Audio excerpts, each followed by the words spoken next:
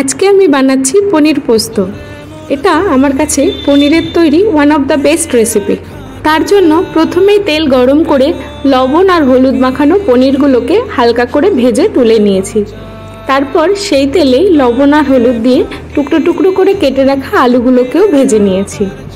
এরপরে আলুগুলোকে তুলে নিয়ে তার মধ্যে সামান্য আরও একটু তেল দিয়ে তার মধ্যে গোটা গরম মশলা, জিরে, শুকনো লঙ্কা আর তেজপাতা ফোড়ন দিয়ে দিয়েছি।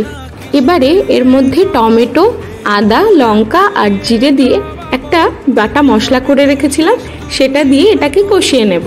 এর মধ্যে দিয়ে দেবো 1 চামচ শাহি পনির মশলা আর হাফ চামচ মতো ধনে গুঁড়ো আর স্বাদ মতো লবণ আর হলুদ দিয়ে এটাকে ভালো করে কষাতে হবে।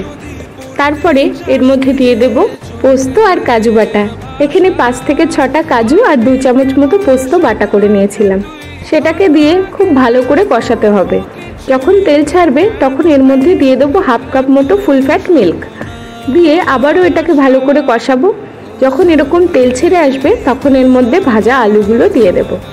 ভাজা আলুগুলো দিয়ে বেশ খানিকক্ষণ নাড়াচাড়া করে নিয়ে তারপর এর মধ্যে দিয়ে দেব পরিমাণ মতো জল। খুব বেশি জল দেব না, অল্প একটু জলই দেব, কারণ খুব বেশি ঝোল রাখলে এটা খেতে ভালো লাগবে না। একটু গামাখা করে নামালেই বেশি ভালো লাগবে। এইবার জলটা ফুটে গেলে এর মধ্যে দিয়ে দিচ্ছি ভাজা পনিরগুলো।